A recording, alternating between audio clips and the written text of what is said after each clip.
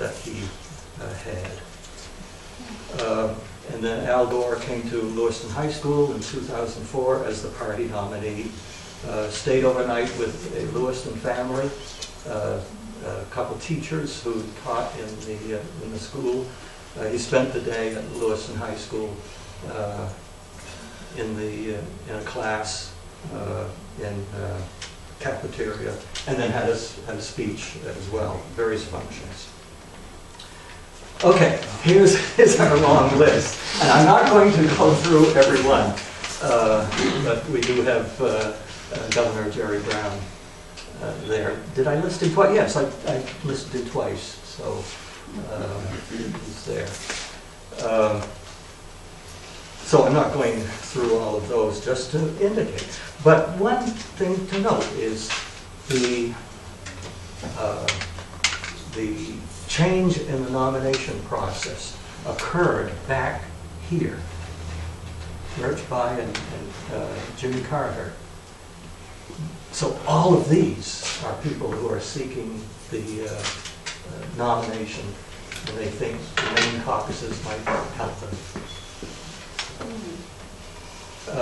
But one to note was General John Joseph Pershing, who had been the commander-in-chief of the American Expeditionary Force in World War I, very popular, sort of the Eisenhower of World War I. He was an unannounced candidate. He was there, but there were many other ambitious candidates. It was a wide open field in 1920, and he was probably too closely associated with Wilson for the Republicans to nominate him. But he came by car, came and spoke in Lisbon Falls, Lisbon Center, Lisbon, then Auburn on the steps on the courthouse here, and then 3 times in Lewiston, once at Bates College, once, I don't remember, there was a, the veterans had invited him. Anyway, 3 times in Lewiston. One of the things noteworthy was he, every speech seemed to joke about the wonderful Maine roads. But in 1920 it was a joke. Then Senator John Glenn, just one, and we just celebrated, was it yesterday? The 50th anniversary of his flight. He was a hero. This is 1983, seeking the nomination in '84. But despite his hero status, and we won't go into why, but eventually New Hampshire decided that the alternative to Mondale was Gary Hart, and so no one else had a real chance. Maine may say we're independent, but we were very much influenced by, in that case anyway, by the New Hampshire outcome. Senator Robert Dole came. He was not really campaigning, although he was eventually the nominee. He was doing a fundraiser in Portland, and Senators Cullen and Snow were there, were his hosts. But then they brought him to Lewiston to the bicentennial banquet, bicentennial of Lewiston, and you'd note that Mayor Jenkins is there, and then Senator Cohen in the background.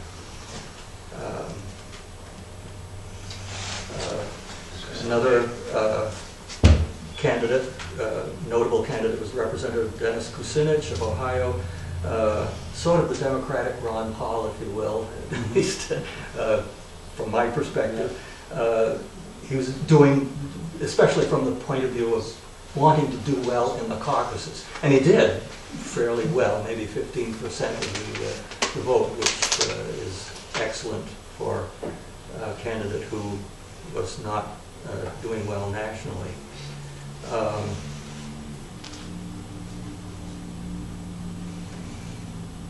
Senator Hillary Clinton came. The delegate count was about even between Barack Obama and Hillary Clinton. So even though many states had front-loaded, had gone earlier than Maine, Maine suddenly became important because they were tied basically in the delegate count at that point. And so Hillary Clinton came, and Senator Edward Kennedy was the surrogate for Barack Obama on the Bates campus. Senator Clinton was in the Armory at that. I want to give you a chance to... Okay, so then I looked at a few people who were very interesting from my perspective. I ran across William Jennings Bryan. He was 3 times the nominee for the Democratic Party unsuccessfully.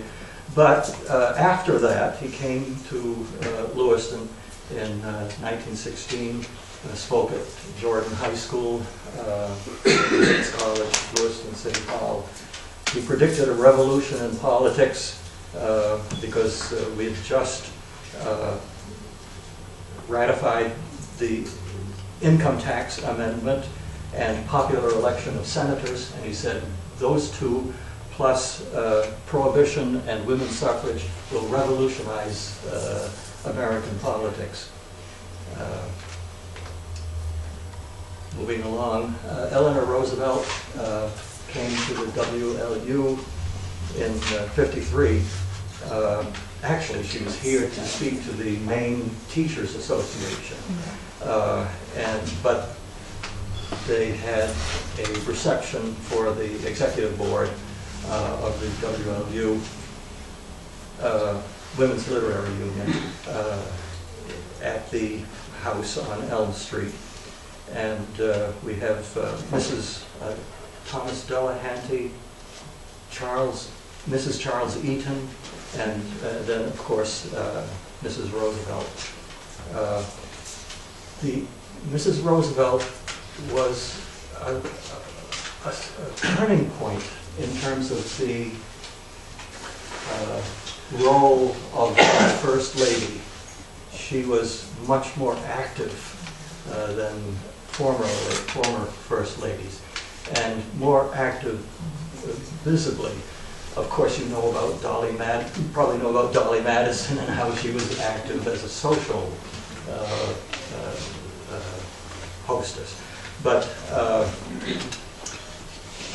Mrs. Roosevelt had policy concerns, and then I won't have anything for these, but Rosalind Carter and Laura Bush came independently. They were not accompanying their husband. Formerly, like Lady Bird Johnson, although Lady Bird did a lot of independent traveling, but usually, so she was also a trailblazer in terms of women's roles.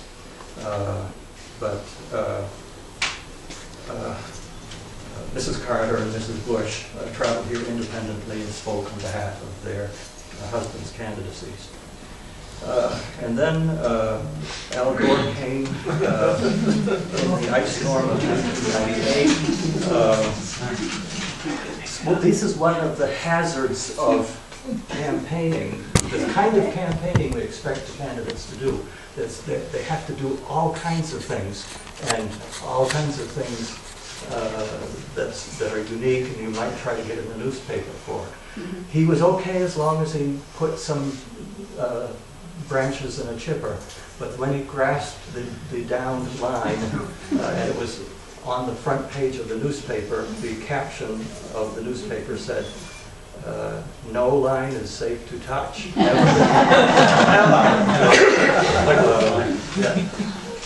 So he was, it was something he had to live down for a little while anyway. Conclusions. I essentially indicated what this new conception of the presidency. The president is someone who is a leader and reaches out to the people. He's not kind of a figurehead as he was, except for a few cases like Jackson or Lincoln. now the presidency is supposed to be taking the lead according to our current philosophy. New attitude toward campaigning that I've mentioned, the travel technology revolution, Maine's September election. This is when Garfield came and some others came. And you know, Nixon came just before the September election, State Fair week. The transformation of the nomination process, Maine's early caucuses. You may want to ask questions about these. Oh, I haven't really talked about this, but what I did in the book was try to assess as best I could what was the effectiveness of these visits. And the political science literature suggests that it's not very effective, except possibly just before the election. So maybe Kennedy's visit did muster the troops. He got over 80% of the votes in Lewiston. But John Glenn came to no avail, as just one example. So I tried to assess that question, but without particular public opinion polls and the like, could reach great conclusions. And then I mentioned the new roles for first ladies. Okay, you've been very patient. There I go. I'm still in professor lecture mode. 50 minutes I've been talking. Yes, Jack. Two-pronged relative to Garfield. He was one of the reluctant presidents. It was kind of a dark horse. Yeah, he didn't want it actually. When he came to Maine, two things. Number one, did he ever stump any of the national candidates whom he was later chosen over? He did ever stump for Blaine, for instance, and then was actually picked over Blaine. And two, did he ever, it was only like, I'm thinking about 12 or 15 years after the first bandstand / gazebo, did he ever address the public in the gazebo? Okay, the current bandstand was erected in 1925. Yeah, I'm talking the original. But then 1867? No, the original one was even smaller than the current one. And so they usually created special platforms for the candidates to speak on. As to whether Blaine the stump for a national candidate. Stumping for national candidates would be in the general election. That's what you do, Okay. rather than trying to stump for a candidate for the Didn't he do nomination. it, didn't he came in 78, 79. And so, 80 after. so it was in 84 that Blaine was nominated. After vowing he wouldn't seek the nomination. And Garfield didn't come on his behalf to Lewiston or Auburn. Now, I don't know what he did. Well, no, he's dead. Sure he was. Chester Arthur didn't. Chester Arthur, I think, took his place. Yeah, so I don't know what he did in terms of the 76 election. Okay. Yeah, Dave. The ability to campaign at polling places, you know, the law that talks about when did that come into being? I mean, it sounds like these people are able to go right in to where people are voting on candidates and talk to them. So when did this all start to come into being where candidates could not be near or in polling places? I don't know, but I do know that it was about 1892 that Maine adopted the so-called Australian ballot. Now, first, to back up, you were harassed. You were harassed when you went to the polls.